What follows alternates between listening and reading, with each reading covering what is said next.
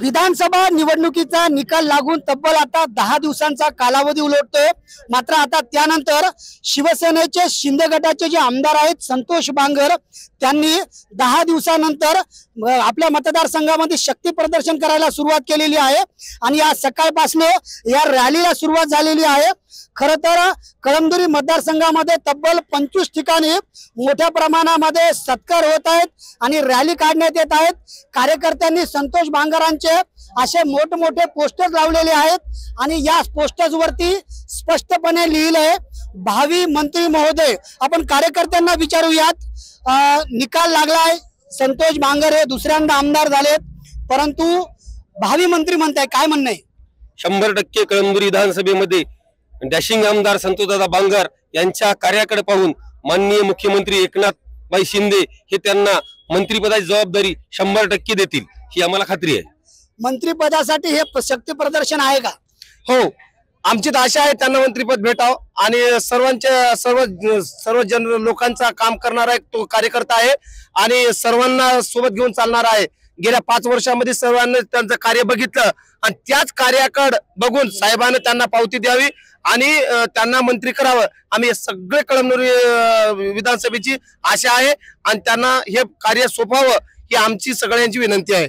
तरुण शिवसैनिक होते, काही ज्येष्ठ कार्यकर्ते आहेत, संतोष बांगरांना मंत्री करण्यासाठी हे शक्ती प्रदर्शन तुम्ही करताय का? हो, बरोबर आहे। कारण आजपर्यंत शेतकऱ्याचे प्रश्न असो, शिक्षणाचे प्रश्न असो, गोरगरिबाचे प्रश्न असो, कुणाचा दवाखाना असो, कुणाचा कुठलाही प्रश्न असेल, उत्तर फक्त संतोष बांगर आहे। म्हणून आम्हाला आशा आहे की संतोष बांगर यांना मंत्रिमंडळामध्ये समावेश करून या कळमनुरीत नव्हे तर महाराष्ट्राच्या इतिहासामध्ये आणि महाराष्ट्राच्या गोरगरीब जनतेचे प्रश्न सोडवण्यासाठी संतोष बांगर यांना मंत्रिपद मिळावं अशी आमची आशा आहे। संतोष बांगरांना सामान्यांचं जे प्रश्न आहेत ते सोडवतात, त्यामुळे मंत्री करा म्हणतायत। का मंत्री करावं बांगरांना? असा आहे ढाल्या वाघ की ते आहे ना, कोणत्या गोरगरीब जनता राहो काही राहो अर्ध्या रात्री सुद्धा त्याचा फोन घेतात आणि काही की त्याचे काम करतात। दवाखान्याचा हो कोणते राहो एका मिनिटात फोन लावून पुढच्या माणसा सांगून शिन्या, डिपूचा असो, शेतकऱ्यांचे कोणते पीक वाळू लागलं एका मिनिटात पुढच्या काय अधिकाऱ्याला सांगून शिन्या, एका मिनिटात डिपू देतात।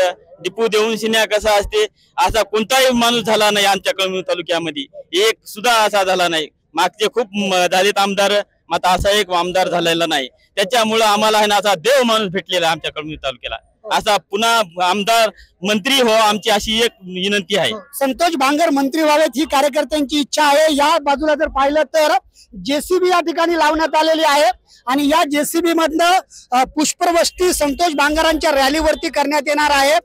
बाळापूर असेल, वारंगा असेल, कळमनुरी असेल आणि हिंगोली आणि औंढा अशा या संपूर्ण मार्गावरनं ही रॅली फिरणार आहे आणि हे संपूर्ण जे शक्ती प्रदर्शन आहे, स्वागताचा कार्यक्रम आहे, तो शेवाळा परिसरामध्ये करण्यात आलेला आहे।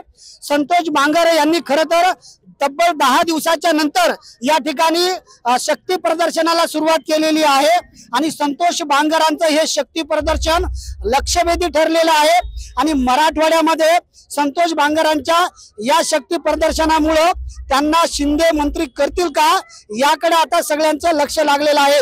संदीप नागरे, साम टीव्ही न्यूज, हिंगोली। देश विदेशातील प्रत्येक घडामोडींचे लाईव्ह अपडेट मिळवण्यासाठी आता साम टीव्हीच्या सर्व सोशल मीडिया प्लॅटफॉर्मला लाईक, फॉलो आणि सबस्क्राईब करा। तसंच सर्व नोटिफिकेशनसाठी बेल आयकॉन प्रेस करायला विसरू नका।